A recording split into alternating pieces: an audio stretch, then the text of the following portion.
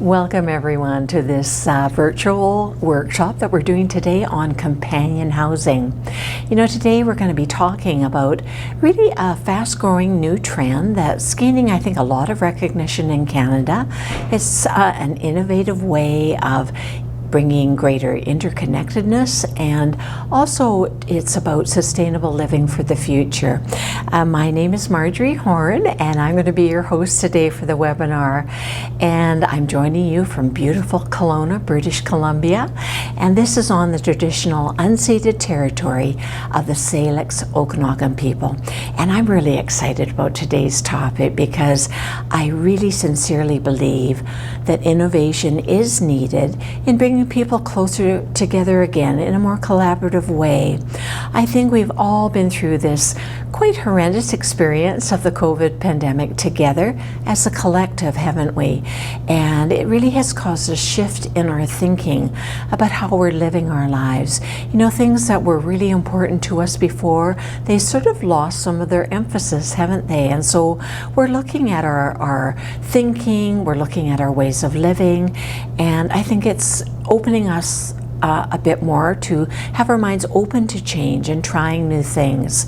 So I think this is a really perfect time to bring the introduction of companion housing a little bit more mainstream into the communities across Canada, just to talk about new collaborative housing options. And our minds are already a little bit more open. I think you're on a Zoom, and maybe that's completely new for you. And so I think it's a good time to bring about innovation. So I'd like to talk to you just a little bit about myself, so you know who I am. I have lived in Kelowna for a very long time, and I have been a nurse for a good part of my career. I've helped people through many different forms of transition and change as I've opened up my business, which I did at the age of 61. So, we can teach an old dog new tricks, and it's been a very exciting time for me. So I've brought my career and experience as a nurse. Also, I'm a certified professional consultant on aging.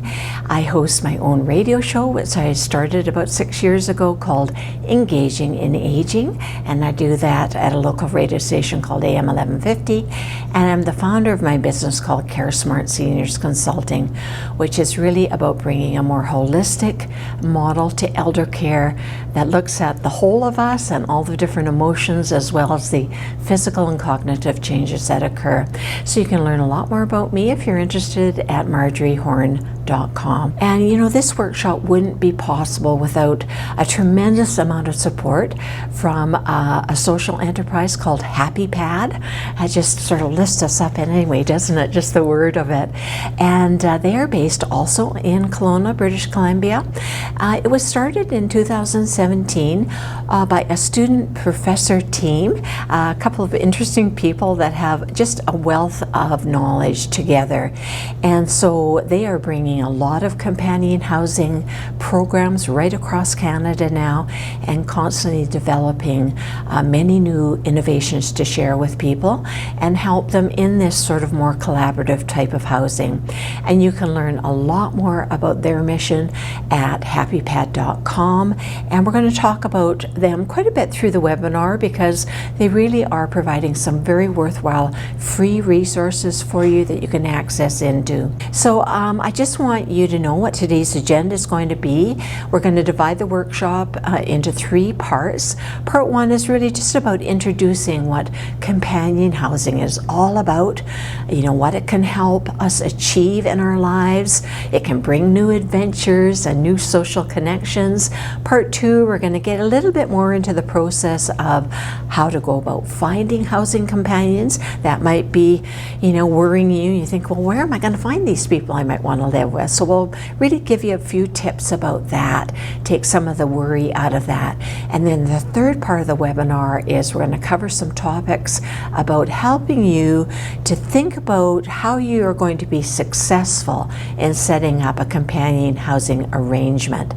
And we're going to take breaks after the first part 1 and part 2.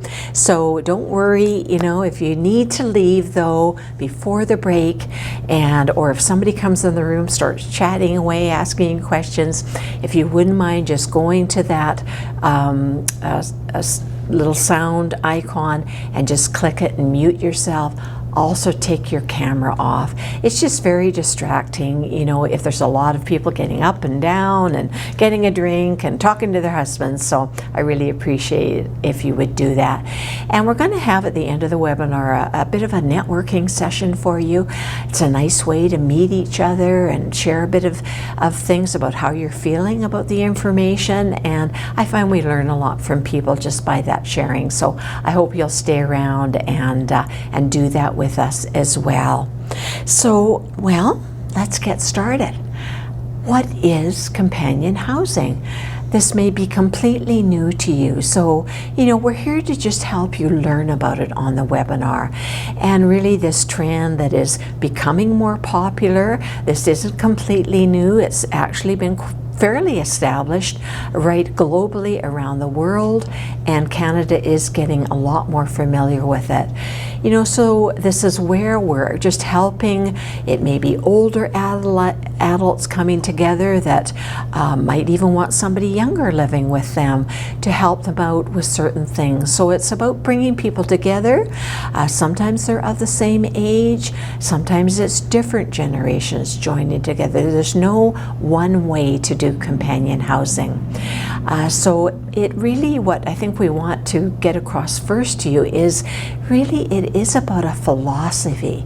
You know, you're bringing people often of like mind together to share a home, and it can be a shorter term. We often encourage doing a shorter, sort of even a trial period to see how you like this, and if you do enjoy it and find it something that you feel is successful for you, then move to a longer term arrangement. And you know, when we think about a companion, I think we all imagine in our mind this is somebody we like to be around, somebody we enjoy spending time with. And so that is what we want to encourage you that companion housing is about. It's not a romantic relationship, it's more like a friendship.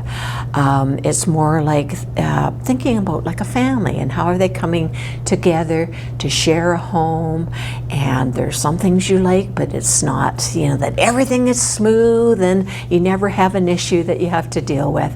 It's just like families, you know, there's always things that you learn from the relationship. But what we want to let you know is we don't really think about this as a roommate arrangement.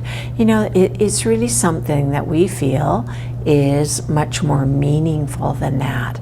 And so it is really about helping us to live healthier and happier lives, more sustainable lives as well, which is something we all have to think about to keep our earth functioning, isn't it? The COVID's been a bit of a scare about that. But I think in a way that's helping us to learn, we do have to think differently. We have to think about each other more. And so companion housing is really just extending that a little bit more to help us to be more accepting of each other, to learn about different cultures, to be more inclusive. That's been a lot of what COVID has brought forth, as I'm sure you're all very aware. So, you know, as I say, there's no one size fits all. You know, this is something really that you can envision and imagine in your own mind, and we're going to talk about this today. You know, what is it that you feel you are needing? What are your wants and desires about possibly looking into this and bringing maybe just one other person into your home? Some people may want to form a larger companion housing situation and have 4 or 5 or 6 people. There's actually in Kelowna a group of 6 women that have got together. They call themselves the Golden Girls. They've rented together a beautiful home on the lake, and they each pay $800, which is pretty darn affordable, isn't it? And I think they're having quite a lot of fun together. It's something I might have to look into in a couple of years. So, you know, I want you to think of companion housing as really like you may be forming a bit of your own family unit, because a lot of us aren't living in the same communities, are we? as our parents often, or even siblings, we're becoming a more global family unit.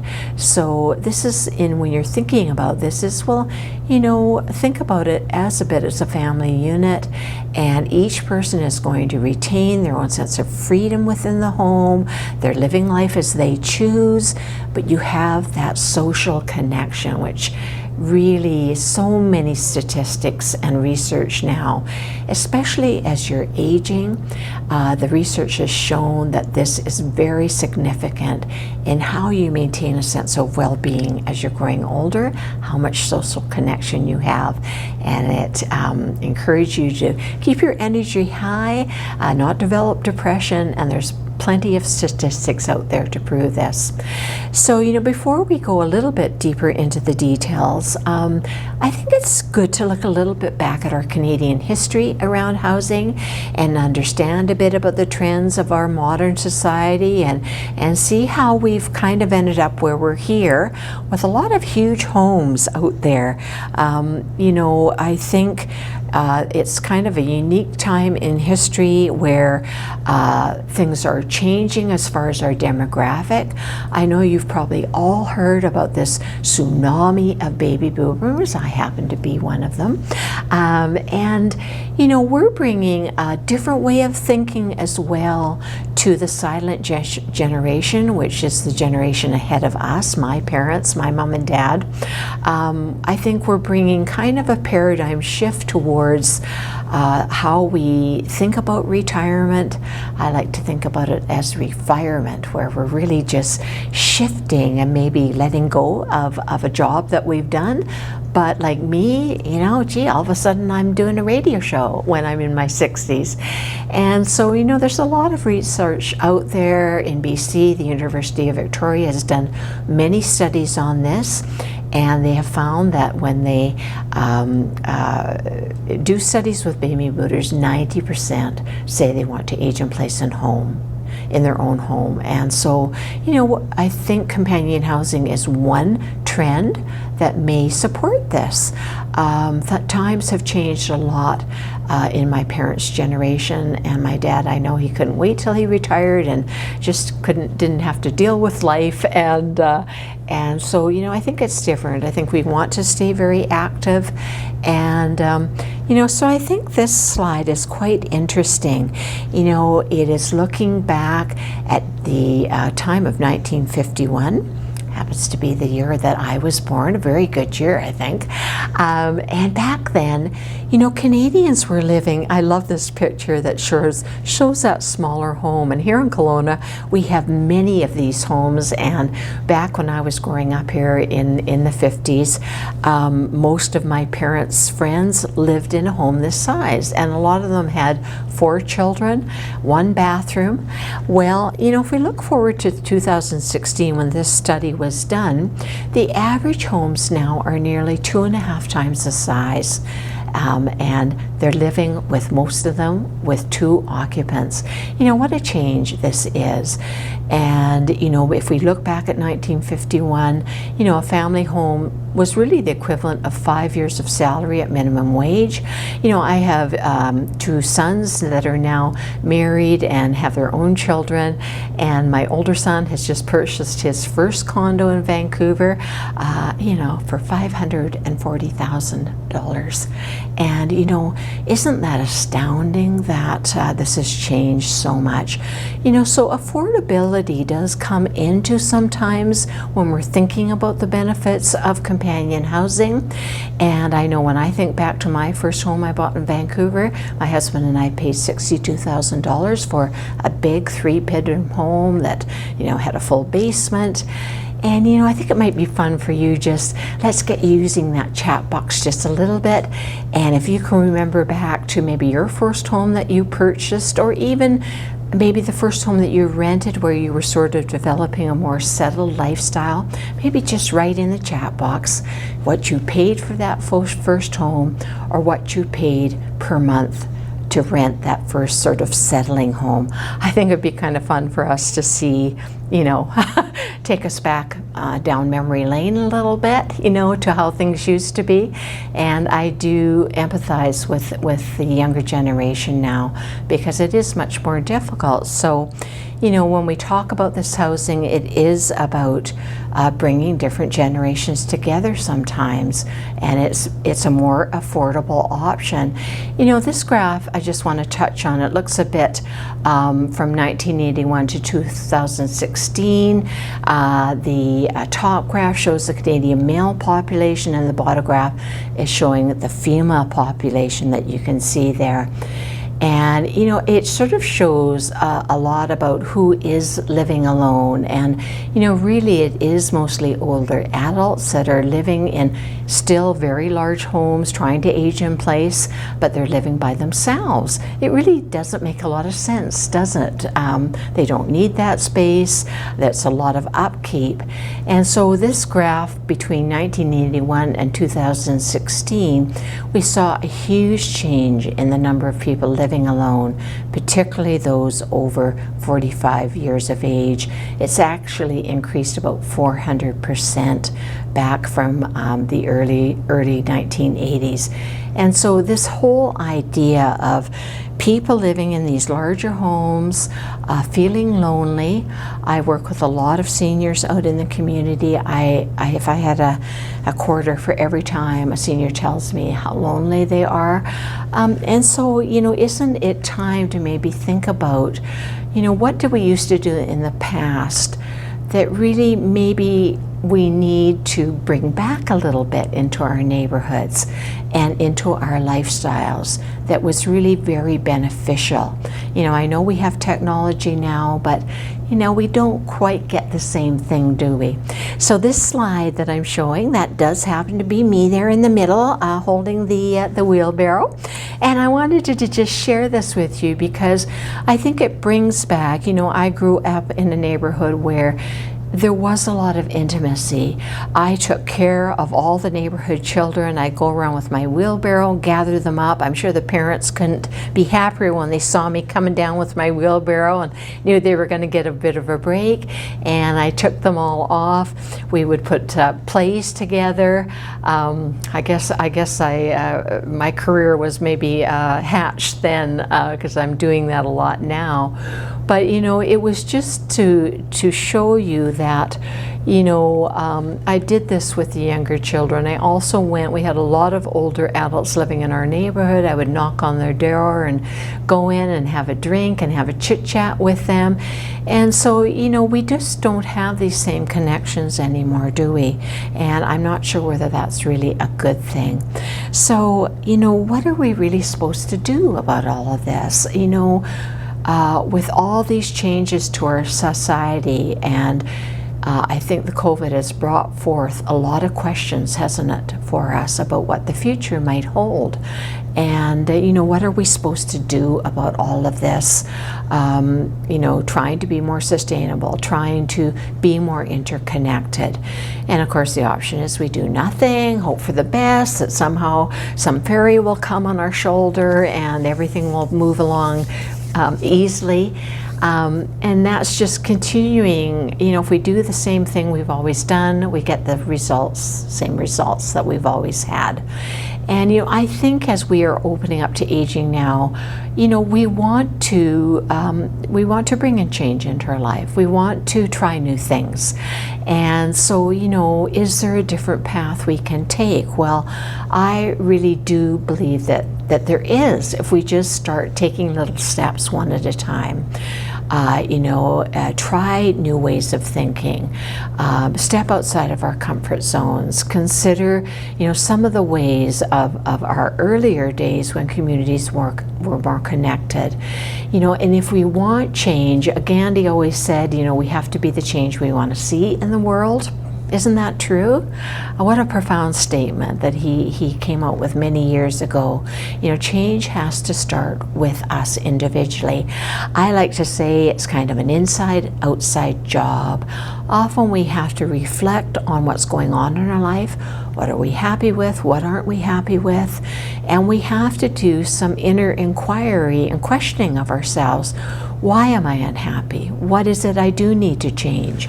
What steps might I take? So, this is the philosophy of companion housing. It's a way for us to work together, to really create a better future for all of us. And, having 1 and 3 bedrooms sit empty across Canada, which is really statistically what we see, we've got a lot of people living alone. And, this is a way, I think, to bring compatible people together to help one another. That's what I think we've learned from COVID. We need to be there for each other. We're actually hardwired for interconnectedness, and so we're not meant to be so alone, okay? Are you with me? I think it's great to have change in your life, no matter what age you are. It's working in my life. I just had my 70th birthday, and so I really tell you it's possible. The more we make change, I think the more alive and vital we stay in our lives. So, who are people who use companion housing? The focus today is a lot for people over 55, but I know there'll be some younger people listening as well. And it's really a solution that, it's applicable to any demographic. The reason a person may participate in companion housing, it's different for everyone because there's a lot of different benefits. Students can integrate more with their community, forming intergenerational households. This is very common in Japan. They have more people on a little island called Okinawa in Japan than anywhere else in the world. They have more centenarians that live over 100, and I think it's part of, they have very intergenerational households, and so it obviously is a plus to aging well. Even for single parents, they may want to join together and share the responsibilities of raising children and keeping up a home. I think we can all learn from each other. So there's no one size with this. Many people are going through other transitions, especially as you're aging. There's more divorces for people over 60 than ever before.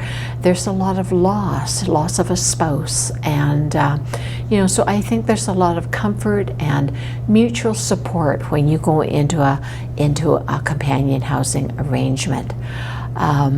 Even for seniors who are wanting to remain living in their homes, or perhaps they've just moved to a new city closer to family, can you just at this point, let's open up your mind a little bit and answer a yes or a no in the chat box.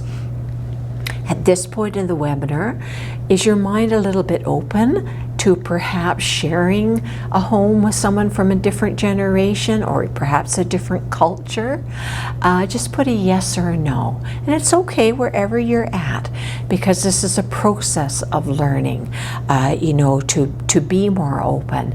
I think there's a lot of value in combining generations. I know a little story that you might find interesting is my son was, he'd been still at home and working. He, from 18 to 20, he wanted to go out and get his own apartment. And so him and my mom hatched up an idea that he was going to go live in her basement, and she was about 80 at this time. And they ended up doing that, organizing it all themselves. They worked out their agreements with each other, and my son moved into my mom's basement. And that was just a match made in heaven. And he learned so much from that experience, and the sharing that they had of common interests, watching hockey games together, and the wisdom that my mom shared. This is my two sons and my mom in the middle, who's passed away now, but wisdom shared is really a gift for young and old alike, and I really watched that as I watched my mom and my son develop a bond that was very strong right until my mom died. And so that is just something that you might benefit by joining in a home with a younger person. A home, you know, can be any type. It can be one person owning a home. It can be that you may rent a home with people that you form a whole new environment with. It can be somebody who is a tenant in a larger home and wants to bring somebody to live with them. So it's really about bringing people together, forming some house rules, understanding what expectations are, and, you know, forming a harmonious living environment where everyone feels safe and feels respected. You know, that is really important, and that's what we're trying to support you with some tips and tools all along the process. So, you know, companion housing is where you share a home with one or more companions. You might have a common kitchen. Sometimes you might share bathrooms, or there may be separate bathrooms depending on the size of the home or the shared environment. You always usually have private bedrooms, obviously, and, you know, but you carry on your day-to-day independent lives and you live life on your own terms. You know, it's nice to share meals together. You know, it may not be every meal or every dinner, but that is part of the social connectivity that we really encourage in companion housing. And as I say, any age or any combination of singles, couples, perhaps two families joined together, or students joined together, or a combination of any of the above. And you decide on the rules and the etiquette, and we're going to go into that a little more deeply in part 2. And again, you might just do this for a trial period. There are some housing arrangements where people have been living together up to 10 years.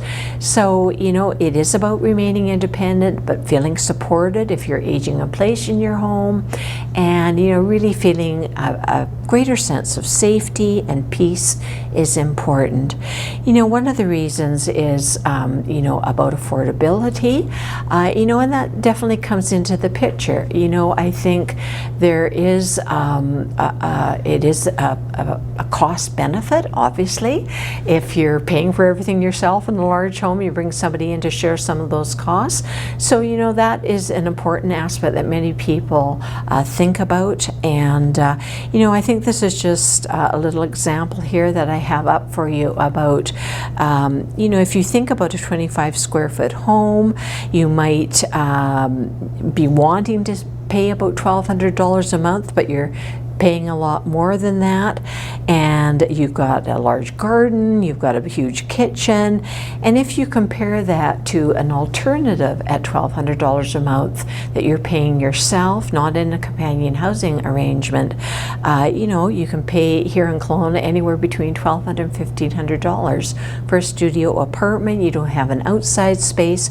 So, you know, think about those two sort of scenarios, and you know, doesn't companion housing seem like it might be a good option to consider, where you're going to get a lot more for less?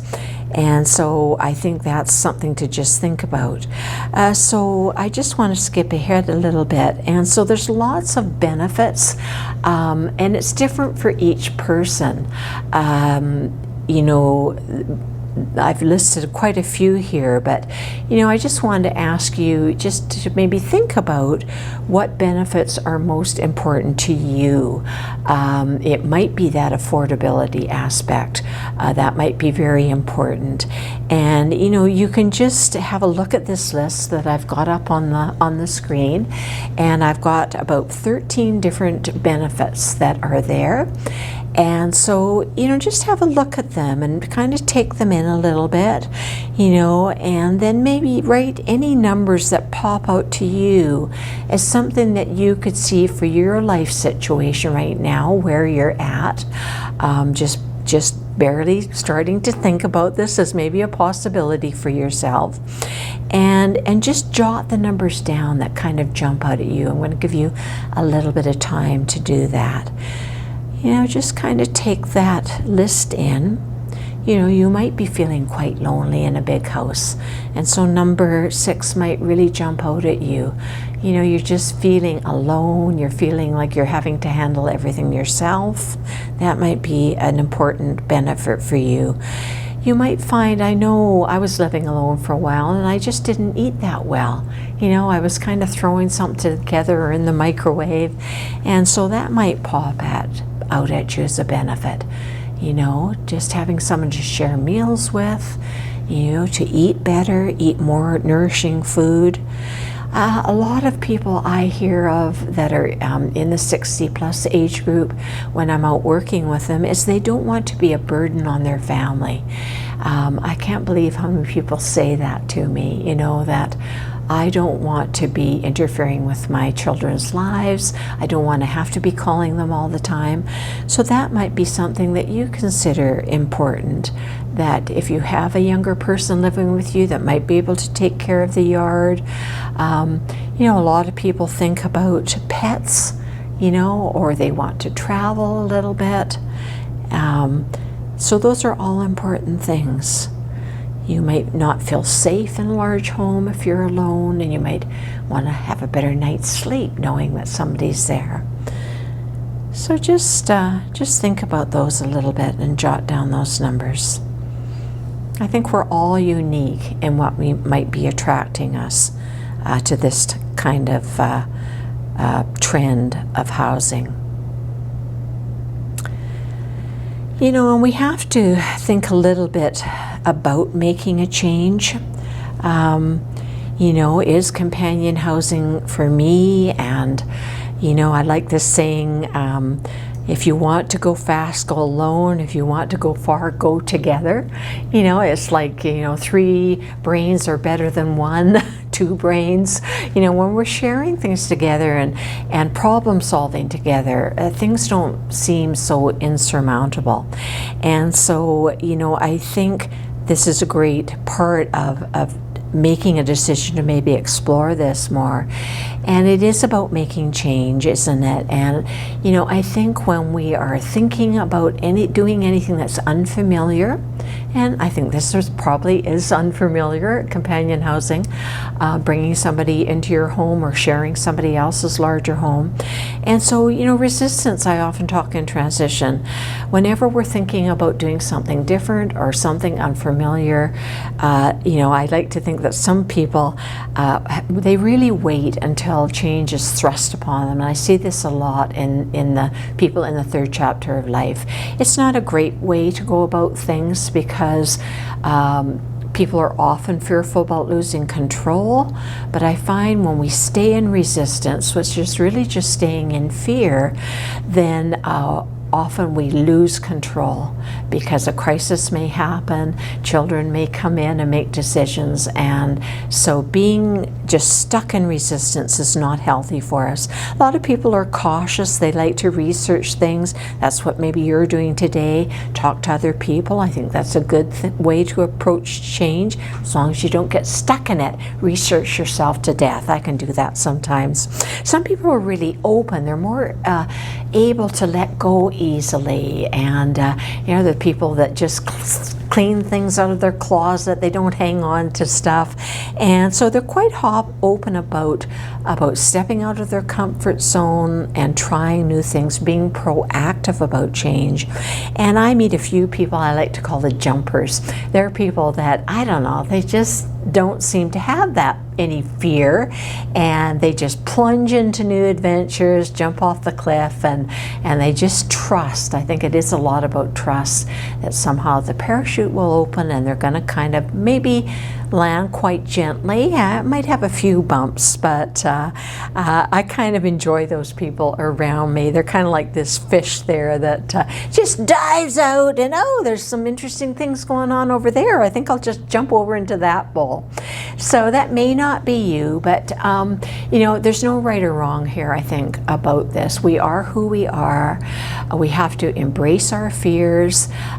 We have to realize that change in life is inevitable, isn't it? Especially as we're getting older, life becomes impermanent. But I like this saying that says that suffering is optional. And suffering is when we get stuck in constant resistance. That's when we suffer. That's when things get painful. And I encourage you not to do that in your life. And so you might feel a little calling about transition in your life right now. And that's something I want you to really ponder as you're listening to the webinar. And we're going to talk about, you defining your wants and your desires and writing them down. I find it's good to take things from your mind and even journal them. And we'll talk about that a little bit more as we're going through the workshop. So, we all have barriers, when we're thinking about embarking on something new, don't we? I mean, we've all got a little hesitancy there about stepping out of our comfort zone. What's this going to mean? What might this look like? And I find with fear, if you go too far ahead to the future, that's when you usually don't take a step forward. So transition is about taking one step at a time. Even doing this webinar is a fantastic step that you're taking, and I congratulate each of you, okay? Because that's how change happens, one step at a time. And that's what allows us to open up, see that fear isn't really real, which is what, sometimes old beliefs that we're holding about maybe a bad experience we had in our life, we can hold that within us. And that's why I say change is an inside-out job. We sometimes have to explore what that is and maybe let go of that bad experience and just move through it. Fear is kind of like when you look at a cloud in front of you that can be quite dark and you think, wow, that's thick and dense. I couldn't get through that. But when you step into it, it's like a vapor and it disappears. And fear is very much the same. And that's what barriers are. So we have a lot of common concerns, I think, when we're stepping into and through our barriers. And I've just got a list of some that we have often heard from people as they're exploring companion housing, that these are often common concerns people have, and it's okay to have them. That's what you're learning about today, is how do I deal with those? What sort of action steps can I take to make this possibly very successful new step for myself. So again, I want you to just kind of look at the screen, see what these are some that people have communicated to us, that people bring up when they're considering companion housing. And again, just incorporate the chat, take a look at the ones that I have there, and maybe write the numbers. This really does help us when we're getting feedback from you and you're letting us know what you're thinking and feeling as you're listening to the webinar. It helps us understand, how we can provide information that's really going to support you to take a step towards taking a chance in life, and having a new adventure. So just take a look at those. I've got 14 different common concerns there, and some of them might jump out with you.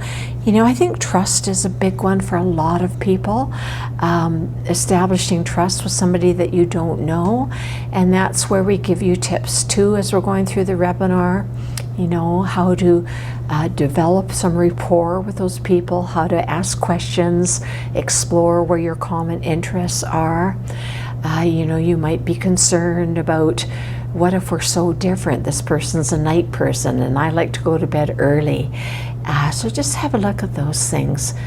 A lot of people I hear are concerned about bringing a young person in. Well, what if they smoke pot? What if they take drugs? What if they have parties and this kind of thing? So just write that in if that might be a concern.